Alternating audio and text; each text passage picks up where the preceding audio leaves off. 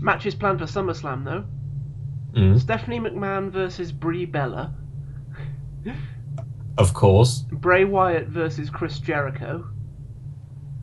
That. That could be interesting, but again, I imagine Jericho losing, to be honest.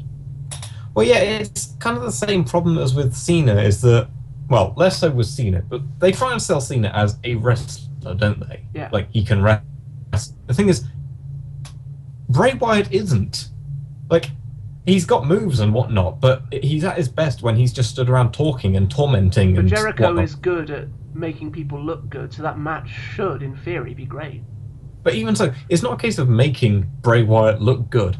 He's not a wrestler. He's a talker. Like maybe if it was Jericho versus Eric Rowan and Luke Harper, with Bray Wyatt stood around in a sat in a freaking rocking chair outside the ring, that would be interesting. Hmm. I still think it'll be a Like good match. I mean, we've had that's a few good Wyatt versus Bryan matches. I know, but it still bothers me that Wyatt isn't a wrestler. Well, Bray isn't a wrestler. He's got the two heavies to do that for him. Well, he has He had a few should be a matches now. talker. He should be like a member of the Authority, except for the complete polar freaking opposite. Hmm.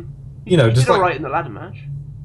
hmm, I suppose. I mean, it's Um, kind of like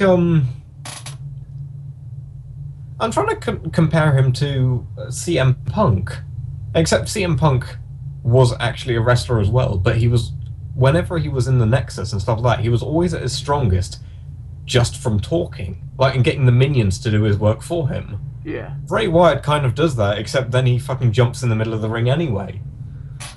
We've also got possibly Randy Orton versus Roman Reigns. If Randy Orton won that match, I would be very unhappy. And we've Like, also got the main event supposedly going to be Brock Lesnar versus John Cena. uh, is this like the first match Lesnar's been in since the streak? Yes. Oh my god, why did they give it to him?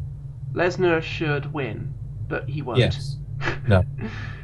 Which is just going to be the final shit on the Undertaker streak, isn't it? The original planned main event was Kane versus Daniel Bryan in a Buried Alive match. Cool. That would be awesome. But they can't do it, obviously. Why not? Because Daniel Bryan needs another surgery Oh on his yeah. neck. And Santino Marella has Have officially someone else in a retired. buried alive match. Have fucking what's it called? Dean Ambrose versus Triple H in a buried alive match. I'd pay to see that. Santino Marella has officially retired, by the way, Uh, due to neck injury. really? Yeah.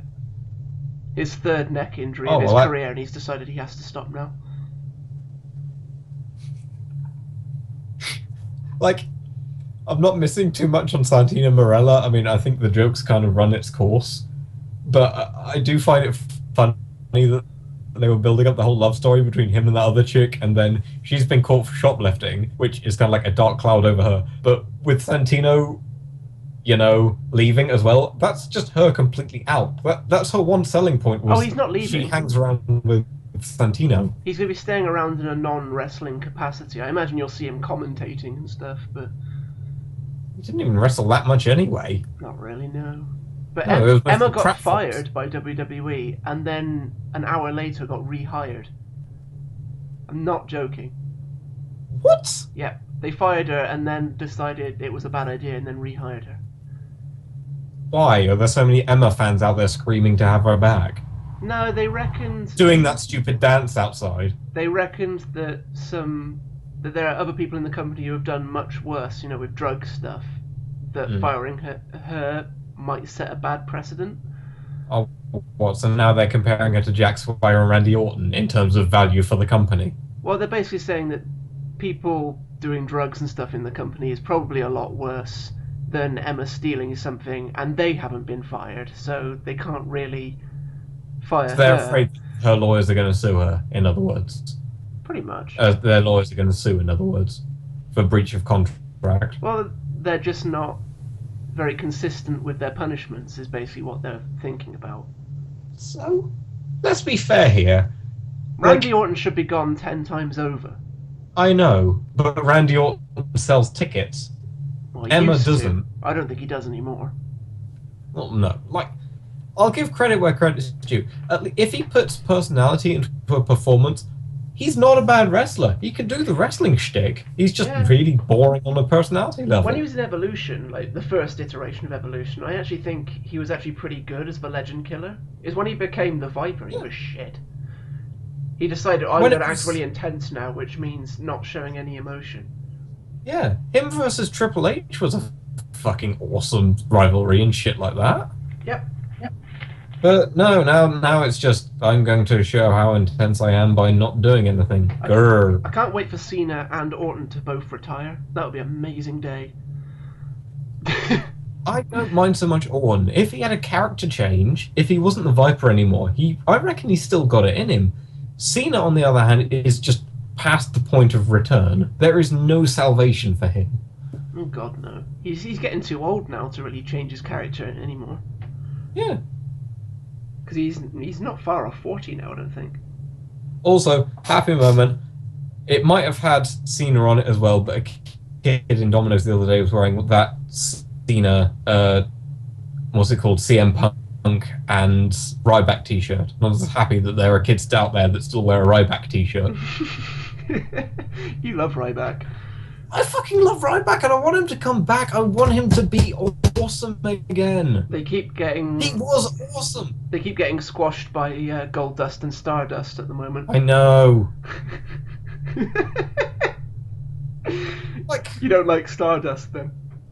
I don't like what's happened to Curtis Axel and Ryback. And I know when Curtis Axel first came out, I was bitching at him because, like, he stole the title from The Miz and Wade Barrett, and then he just cheap-shotted his way to the top. But you know what? That's interesting. Yeah. At least you hate him for the right reason. Yeah, that's how you play a heel character. You don't play a heel character by, you know what, if we just do what makes the crowd boo, so if we put on a shit performance, that's a good heel. No, you do it by upsetting. You do it by being a dick. Completely screwing up the continuity and the rules and whatnot. That's a good heel. Yeah. Also... What they've got now is nothing. No, being a Heyman really. guy, you were so happy when Cesaro became a Heyman guy, but truth be told, they're becoming a joke fast. No, not at the moment. Not really. No, what with Ryback, because let's be fair, that they were dropped from Heyman, not because they thought it would push the characters, but because everyone realised that they were completely fucking radioactive at that point, so they were dropped as being Heyman guys. Brock Lesnar, let's be fair, beating the streak has done nothing for him, unless he comes out in fucking flying colours. Well, if he takes the title off of Cena... Which he won't. If he does, that'll be the right thing to do, storyline-wise. Okay. Let me put it this way. If Brock Lesnar loses to Cena in any way, shape, or form that isn't a clear victory for Brock Lesnar, bearing in mind that last time they had a match between Cena and Brock Lesnar, Cena skipped away from it. Which he wasn't supposed to do. Which he wasn't supposed to do, but he did, and there was no repercussions for whatsoever. Yep. If Brock Lesnar is emasculated by John Cena, that is just everything that is being a Heyman guy has just been shat all over at that point. Because the only thing Heyman's got going for him now, excluding Brock Lesnar, is Cesaro. The thing is, who is awesome, but he's becoming a bit of a punchline with the Cesaro swing. No, he's not really doing that anymore. He hasn't done that I'm so glad to hear in a that. while. He's pretty much been winning. The only time he's been losing is through interference. As he should have been. He should have beaten Cena in that match. I mean, the original plans for Money in the Bank was to have him win the briefcase. Mm-hmm. But then they decided... No. Yeah, they'd have him win the briefcase. But then the whole Daniel Bryan thing happened and they decided they needed the belt on a face. So they gave it to Cena. Since when has putting the belt on a face just because it's right been a good idea? No, I think it's because their stocks have dropped recently and they wanted to play safe, so they put it on. I wonder why. They... Maybe it's because they keep playing safe. Well, yeah, that's the point. People are just getting fed up with the same old shit, so they go, "Oh, we better play safe and do the same old shit." Yeah. I don't know. But Ric Flair's coming back to be the Miz's manager. Hopefully that means the Miz will get a push, because I still like The Miz. He's just I still made a like Ryback, return, and I still and he's being played as the biggest douchebag heel on the planet, even for him. good. Like That's what made. he's got like a rock style entrance video, and he comes out wearing a white suit and sunglasses, saying, "I'm a big Hollywood guy. I deserve more than anyone ever gives Wait, me." so they've lost I Came to Play? No, he still does it. It just has this weird build-up entrance video of Hollywood entrance video first, and then he comes out, and he basically looks like a complete stuck-up twat, and he acts like it, and he comes out, and every time so far he's taken a code breaker for his trouble. But At this point, he's I a don't big mean that. pushover douche at the moment. But I think once Ric Flair shows up, I think he will get a big push. I think. At this point in time, I really don't mind if they just take Ric Flair matches from the past, copy paste it, and replace Ric Flair with The Miz. Because that was entertaining at least. I mean, Ric Flair was the ultimate heel at the time, wasn't he? The complete coward wuss who would sneak victories whenever he fucking could. That's entertaining! But the implication is being that The Miz is like Ric Flair, and I just don't agree. I don't think The Miz can hang with Ric Flair in any way, shape, or form in the ring. Maybe he's got the talk. He can talk it outside, no doubt about it. He's got good mic skills, but he's a decent wrestler. He's just nowhere near being able to say he's the new Ric Flair. Well, that's it. The thing is that it's hard to explain, but it seems that the WWE board of directors have a little blind eye for the spark. Yeah. You know what I'm saying when I say the spark? The thing that, like, you could have two people do exactly the same performance, and one person will look so much better than the other one because they just have it.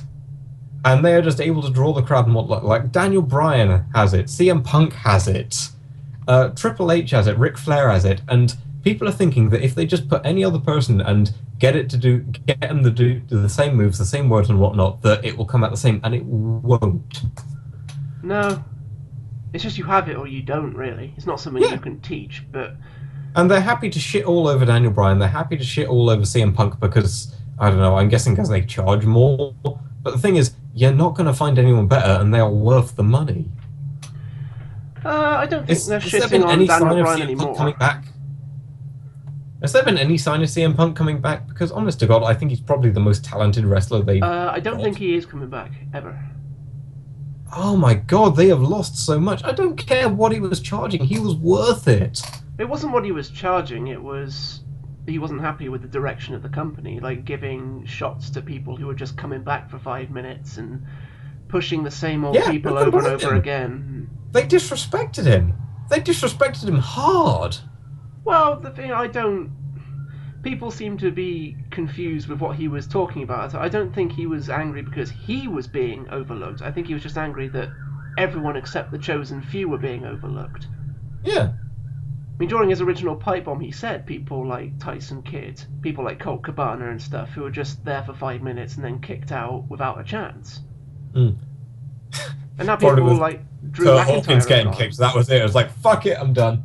Kurt Hawkins and Drew McIntyre both have the ability to be champions in the future, but they were just used like such shit, or not at all in the case of Kurt Hawkins, because until he was fired, you didn't even know who he was. But that's it. I'd been watching wrestling for almost 2 years, and I literally hadn't seen a single match with him. I'd seen maybe 3 with Yoshitatsu. I'd seen nothing but jobbing from Drew McIntyre. Yeah, that was sad. Yeah. I mean, he had a good run with the IC title ages ago. I honestly don't get how they gauge popularity in it. Because do they not realise that... It's up to them. It's up to the company. It's all like, they don't give them anything. Yeah. Except a few generic squash matches. And then they say, oh, well, no one's really that into you, so we're going to get rid of you. It's like, well, that's your fault for not giving me anything. Well, exactly. With Ryback was the top. Like, when we went to see, he was on a par with Cena for who was selling the most merch. And then they wrote him into a bloody hole. And then and now he's jobbing all over the place. Assumably they blame him for that. Yeah. Not much you can do about it. Like, there is not one match that I saw that I was disappointed with the performance, apart from when they wrote in the script, you lose to Cena. You know what match that was the only they should have done? Performance I didn't like was he lost. You know what match they should have done that would have made everything worthwhile?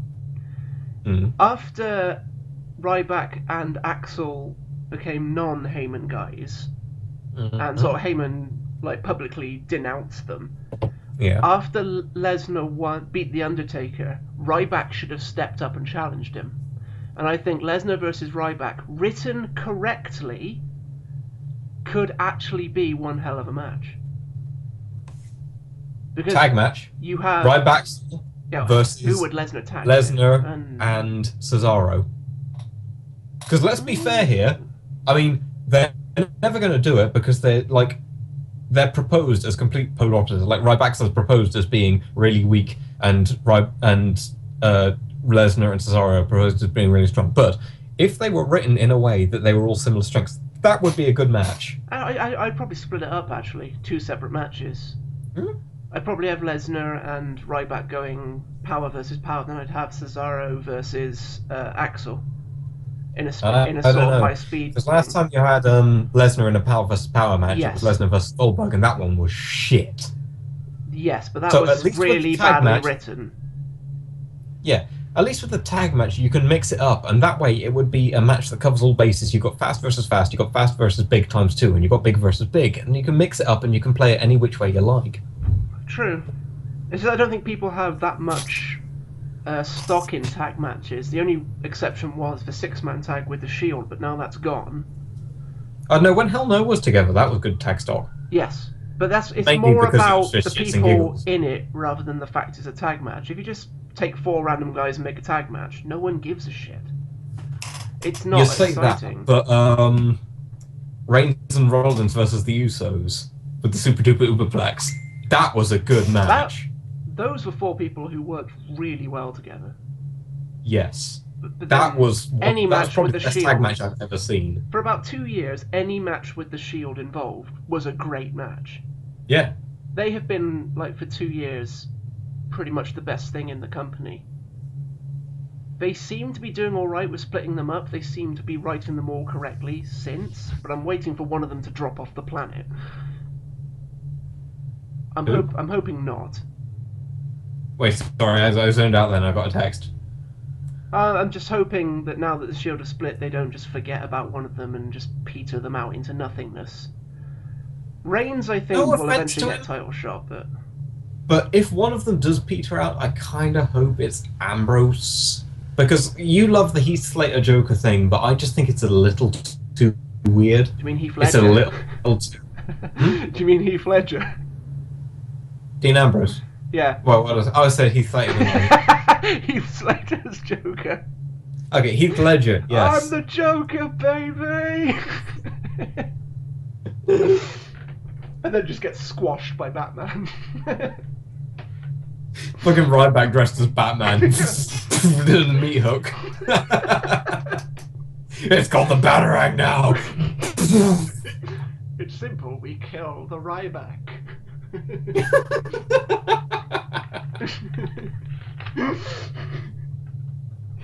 Fucking love that. That's gonna be awesome. I'm making that film.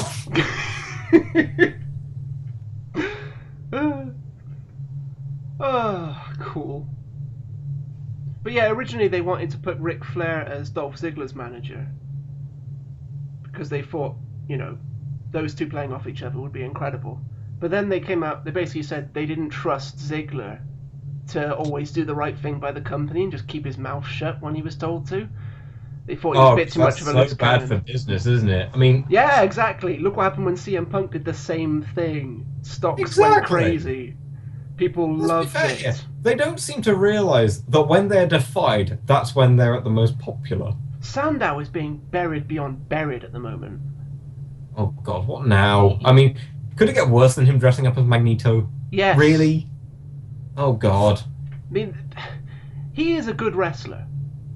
There's no doubt about that. He's certainly not bad. He can put on a good match when needed to, and he's a good talker.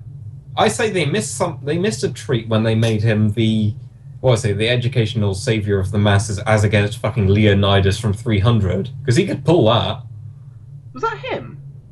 What? I can't remember. Someone did that, didn't they? I don't remember. But yeah, at the moment, the last... He looks like Leonidas with the beard and all. The last 4 or 5 matches he's been in, he's lost in under a minute. But what makes it To who? worse is that he's done it whilst dressed as like a celebrity or a person from the past. Like he came out dressed like Abraham Lincoln and got squashed by someone in less than a minute. It was Big E, that was You it. know what they're trying to do? What? I think they're trying to make the Bad News Barrett lightning strike twice, But then he came giving out him a dressed gimmick. like Vince McMahon and he got squashed by Khali returning. Oh fucker! Are they still selling Carly? Yeah, they're bringing him back, and Dude is such a shit wrestler. he's not a wrestler at all. No. He just chops a few times and then gets taken down by something. He's the ultimate in jobbing technology. His ultimate attack is to pick someone up and fucking drop them. I don't doubt the guy's strong. I don't doubt the guy's big. It's just he can't move. No, not at all. So when he's like told to fall to the ground or something, it takes so long. He sits down. He doesn't fall, he sits. Which I bet I kind of don't blame him for that because someone of his height probably isn't that agile. But you don't use someone like that in that way. No. You don't put them in important matches. You put them in gimmick matches. If they can't move and they can't sell, then you don't put them in your main matches. You know what I would do? If I had someone like Carly that I was trying to sell as a complete fucking indestructible monster, I wouldn't put them in matches at all. The trouble is, But- it worked for a while when he first came in. Hmm. And I know people argue with this, but when he came in and I think he took out The Undertaker, he took out Shawn Michaels, he took out Triple H, just because he wasn't that aggressive. It was just no matter how much you threw at him, he wouldn't go down. And then people got tired, and then sorry, Carly, phone call. yeah.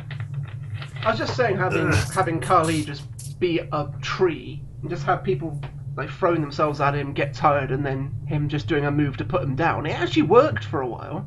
Well, that's what I was saying, is that you don't put them in a match, because if you put them in matches, then after a while, people are going to get bored, and you're going to have him go down, at which point the facade's broken and you see how shit he is. He has been World Heavyweight Champion. Yeah, but if you don't put him in matches whatsoever and just have him as a bodyguard or a bouncer or something like that, then it's perfectly feasible that he would never be put in a situation where he goes down. He just steps in and just boom, done. Yeah. He's never, ever, ever going to be champion again. No. He just isn't. And if he is, then, oh dear. I can't imagine the situation, because they're trying to play it more straight face now, and the people they're actually selling are strong. It's hard to explain, because it's like they seem to think that people have a longer memory than they used to. Back in the old day, people could go from like champion to nothing, like to and from. It would swing back and forth. But lately, they seem to have a select few people that they want to be champion. The only people that can be strong enough to be champion. They just cycle back between the safe people like Cena, Orton. If they're feeling spicy, they'll put it on a heel of some sort. Well, I say that Orton is a heel now, but you know what I mean. Yeah. I'm trying to think about who was the last champ. Who did Cena win it off? Cena win what off? Who was champion before Money in the Bank? Oh, The Rock, it was wasn't it? vacant, wasn't it? Because Daniel Bryan released it. Yeah, Daniel Bryan released it. And who did Daniel Bryan Bryan got it off the three-way match. Orton got it off Daniel Bryan. Daniel Bryan got it off Cena, and Cena got it off The Rock. And The Rock got it off CM Punk, who had it for like over a year. I think that's right. But if you think of those list of people, apart from Bryan, those are all really safe people. Well, apart from CM Punk as well. But if you think about it now, Yeah, Yeah. The Rock, if Cena, and Randy Orton. yes, those are all people you expect to take the title. And now, if Daniel Bryan comes back now, you fully expect the title to go back to him. It's great if he gets it, but you totally expect it. Well, the only reason I'd expect it to go back to him is that even WWE can't be stupid enough to go through the several years worth of build-up again to, oh, Daniel Bryan's the weak link. I mean, it took so long to get to that point, it seems ridiculous to do it all over again. Yeah, they can't restart it. They have to bring him back in as a big deal. Yeah. Yeah. It's just odd, because they spent so long saying he wasn't. They're still sort of saying it now. They saying, oh, we told you all along he wasn't good enough for this, and his body just gave up because he wasn't up to it. And it's like, oh. So he's going to come back eventually. He's going to I take it. mean, compared to all the other times that stuff happened, like, Cena, didn't you just come back off injury time? Ideally, Mr. Lesnar Gold, oh, should beat Cena for the title, and then ideally, Lesnar but I doubt should it's going to happen. then Lesnar should hold it until Bryan gets back, and then Bryan should do the underdog victory off of Lesnar. Would be my best guess. If, and it's a big if, Lesnar beats Cena, like, if the company mans up enough to concede that John Cena isn't the dog's balls, then the only way they should really let Lesnar lose the title, what with the streak going on, is by an upset. A face upset, though. Yeah. In the kind of Del Rio versus Big Show kind of upset, just not that obvious. In context, though, unfortunately, with Seth Rollins holding the Money in the Bank contract, he's not going to cash that in on a heel. No. So you've got to imagine that, well, Ambrose keeps stopping him from cashing it in. It's quite fun. But you'd imagine, logically, he'll eventually cash it in on Cena. And then lose. And then it'll be Rollins versus Bryan for the main title, and that would be the best match ever. Rollins versus Bryan will be good. That would be the match that I would watch. Yeah. Rollins versus Cena, I won't even watch that match. Because it will just be completely insulting someone that I really respect the abilities of. Oh no, but that would mean... No, it would be cashing in. So Cena would beat Lesnar, but then Lesnar would unleash the holy hell upon Cena and leave him dead in the ring. Rollins would come and out Cena would cash beat in. Rollins anyway. It's happened before, remember? Sandow. Was it Sandow? I thought Ziggler did it as well. Sandow cashed in and lost. Even though Cena and had didn't been Ziggler happen as destroyed. well? Like, Ziggler cashed in, won, and then immediately lost. No, I think Ziggler's always won off Money in the Bank. His first title was given to him. Del Rio, didn't he? Because he went for the heavyweight. Yeah. He didn't go for WWE. Oh yeah, this was before the titles got unified. Yeah. But yeah, the first title Ziggler ever had, he was given by Vicky Guerrero, and then 5 minutes later, he lost it to someone. I swear, every time the Money in the Bank's been cashed in against Cena, he's retained. I can't think of a situation where Cena has been given the cheap loss. Which, can't let's be fair, the only way the company's ever going to give him a loss is if it's cheap. Yeah, but then you'd think Money in the Bank is cheap. You could always say that's not fair. Yeah, but that's the point. I'd have to look it up, so I can't think off the top of my head. That's the one time you're supposed to have people like Cena lose, is from Money in the Bank. So if you have them retaining from that, that's just bullshit. That's just saying they're immortal. I was trying to think if anyone has beaten Cena with the briefcase. They must have done. The amount of times Cena's been champion, the amount of... Kennedy never cashed it in. Ziggler didn't... You can't think of an obvious one, can you? This can't be the only time that Cena's retained from having the Money in the Bank cashed in against him, which is impressive on its own. Oh no, Rob Van Dam. Rob Van Dam beat Cena by cashing in, and that was fair and square. Because that wasn't an out of nowhere one. It was an ECW one night stand. He walked in and said, "We're having a match at that event." They came in, and that was when Rob Van Dam held both WWE title and ECW title at the same time, because he beat Cena at ECW one night stand. Okay, fair enough. Props to Rob Van Dam. I always give props to Rob Van Dam.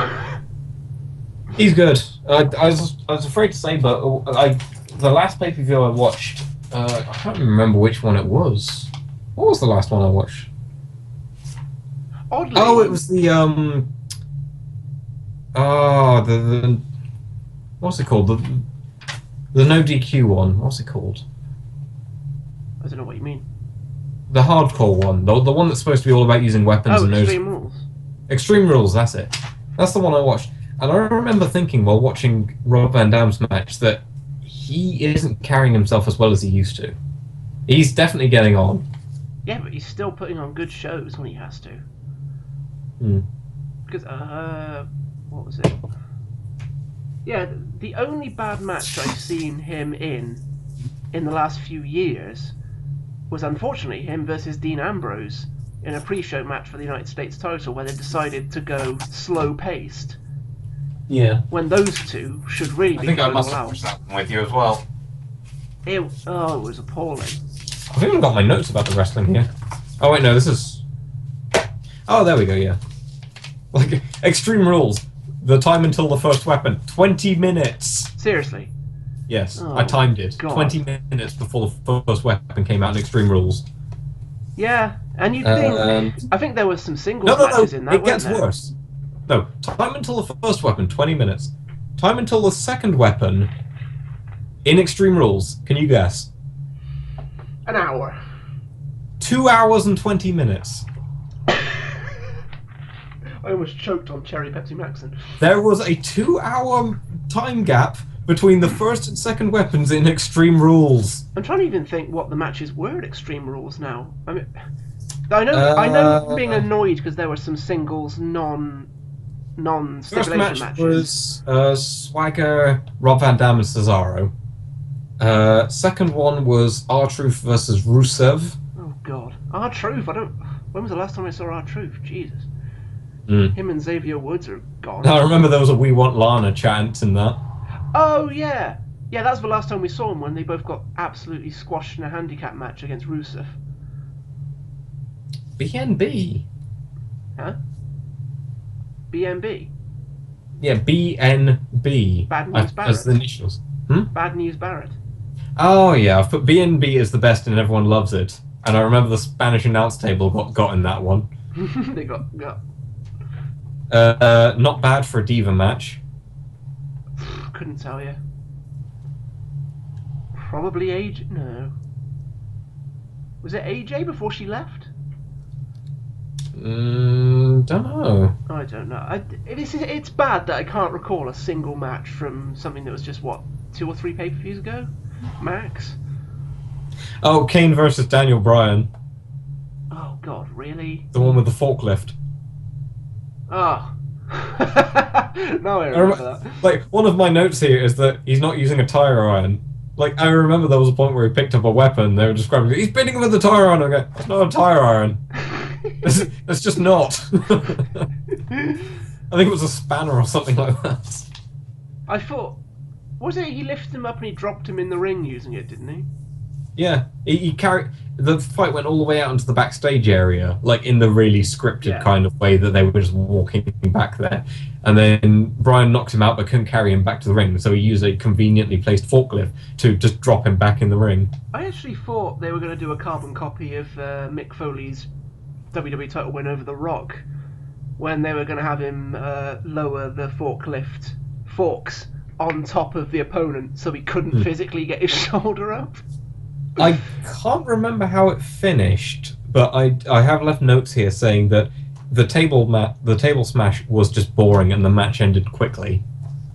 Wouldn't surprise Like, it was just over, done. So what? There were 3 weapons? 4 if you count the forklift in the entire Extreme Rules pay-per-view.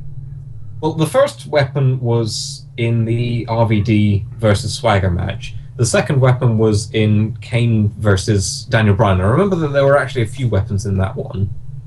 Yeah, probably because they went backstage. So yeah, they went backstage.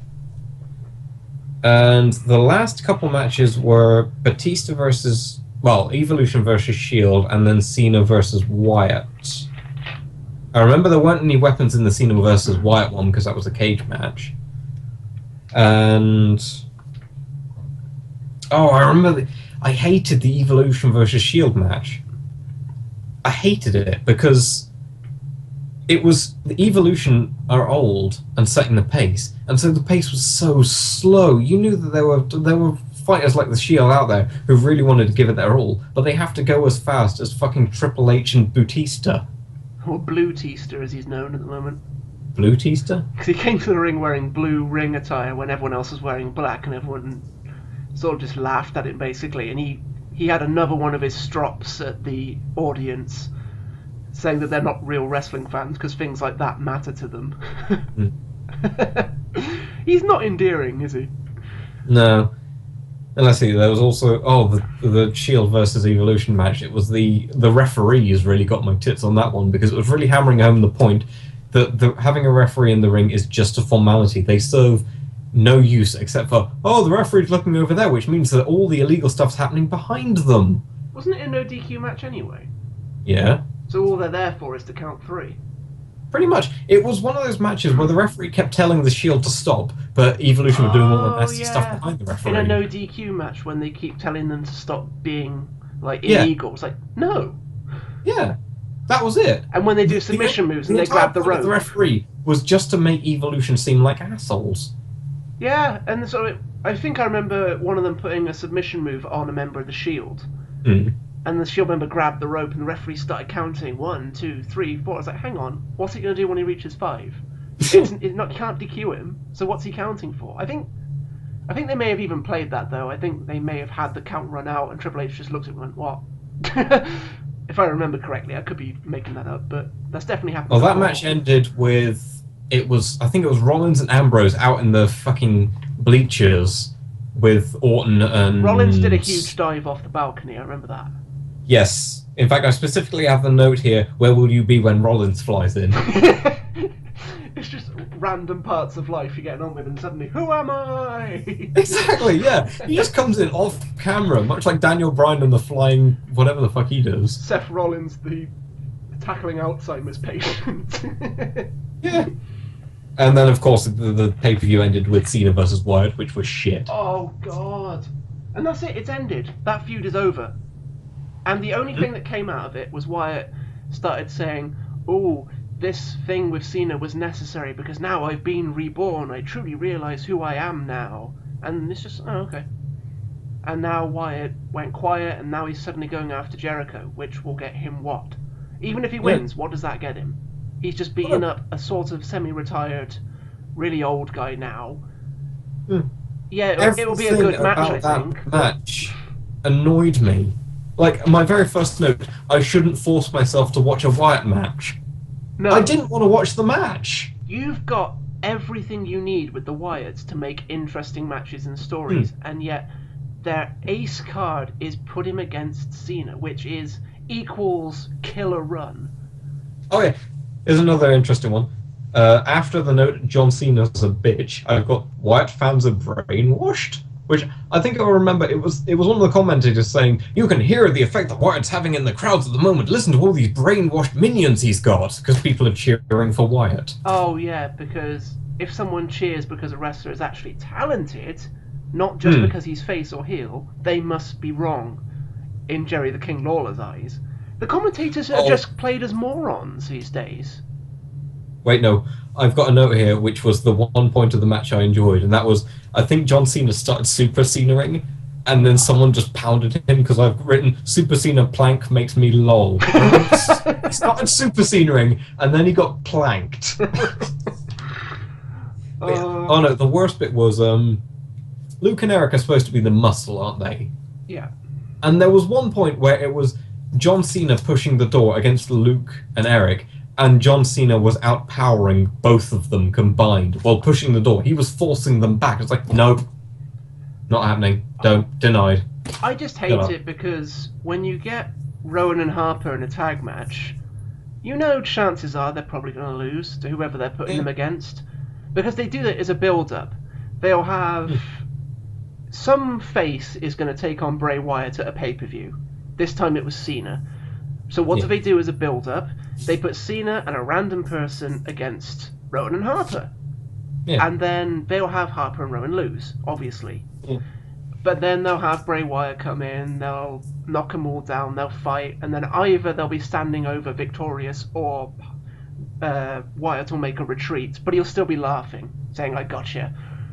And then they'll go to the pay-per-view, and then they'll do whatever may. As it's a Cena match, Cena will win.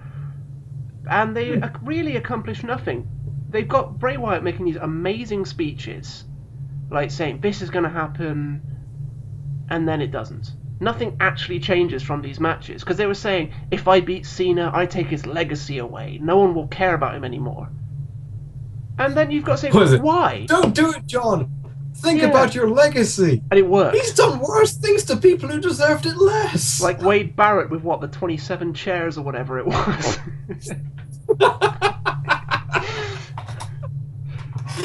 But it's like, I was disappointed at that clip. I can't believe the chairs didn't actually hit him. I was really looking forward to that. but it's like, yeah, okay. Let's in a hypothetical world, Bray Wyatt had beaten Cena. Why Hmm. is his legacy dead? He lost one match. It's not Yeah. as if it was a loser gets fired match or something. It was just No. a match. Like the closest they came to it was trying to get John Cena snap and to not be. I'm trying to remember that phrase they use now. It was like thug life and respect or something like Oh that. God. But it doesn't make any sense because Cena has snapped, as you said, and done much worse to win a match. Yeah. Like, Him versus what was it, JBL? yes. That was a brutal match. He won the match and then assaulted JBL, Yeah. which is the act of a heel. Yeah. Like, JBL was actually begging, saying, please, no more, I quit, fair enough, you win. Well, that was the And point of then the he match, wasn't it? attacked him. JBL called it when he could take no more, and then John Cena took it further. And then, say, Cena versus Ryback, where he FU'd him through the top of the ambulance. Yeah. They were trying to have him beat Ryback as many times as they could, in as many different ways, without actually doing it properly clean, weren't they? Yeah. Not just that, but bear in mind that it was the whole don't hit Bray Wyatt with the chair because it's awful and whatnot. And I remember Spoonie picking up on this point as well. So then he hits Eric Rowan with the chair, and that's so much better. Yeah. Yeah. Yeah. Because Eric Rowan wasn't in the match? This is my point as to why commentators are being made to look like complete idiots at the moment. Like, JBL is always an idiot. He will agree with a heel no matter what he does, no matter how ridiculous he is. He'll say he was right to do what he did, no matter what. And then the King is cheered, but he is exactly the same, just for faces.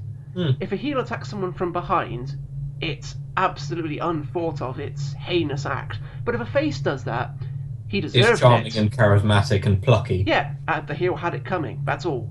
Yeah. It makes no sense to me. At all. It's ridiculous. You need a third. If you're going to do that, you need a third party who's just a realist. And Michael Cole is not that guy. No. You should have me doing that. Because, like, in all my roleplay sessions lately, my guy has just been the complete fucking pessimist. The one person who is the voice of reason in a completely fantasy world. He is Steve from accounting, essentially. I think WWE are really pushing half the locker room a face, half the locker room a heel. And there are no real good tweeners at the moment. Well, I think I made a note about that in my stuff as well, is that why does it have to be face versus heel? Why can't you just have two people don't like each other, or even better, two people that do like each other but are fighting anyway? Because they're both going after an opportunity they both won. Yeah. But if they do that, guarantee they will turn one heel. Michaels versus Undertaker. Okay. Oh, that was awesome. There was a face and a heel in that one, but they respected each other. But then it was, if you remember, Shawn Michaels versus Hulk Hogan. The build-up, they could have kept both of them face and just have it a respect match. Yeah. But what they did was they had Michaels turn heel for the month leading up to that match. Then immediately afterwards, he turned around and said, okay, I'm sorry, I'm face again. Well, that's it. They didn't That's have how to. you put someone's legacy on the line, is you don't put them against, like, a blatant bad guy, a cult leader, or like a dark religion or stuff like that. You put them against another face. That's how you put a legacy on the line, is just really showing who is the man. Yeah. I mean, they're saying that people are being brainwashed by Wyatt just because they're singing along with him when he does "You got the whole world in your hands" thing. Yeah. But to be fair, if you they repeat anything, the fans like repetition. Yeah. They like They'll catchphrases. repeat. If someone comes up with a funny chant, they'll keep it going. Like Randy Savage. I mean, fuck me, Randy Savage trended that evening. They even chanted Michael Cole and JBL, and that. I think that's just the British fans, though. But yeah. Was it? But, You want to get a chant going? British tour. Yeah. We do it well. We invented football. The Mexican wave. So they've resorted to a wave, but that's bad for the thing that's going on, because that means no one's paying attention to what's going on in the ring. They're waiting for their next turn in the wave. It means they're bored, Yeah.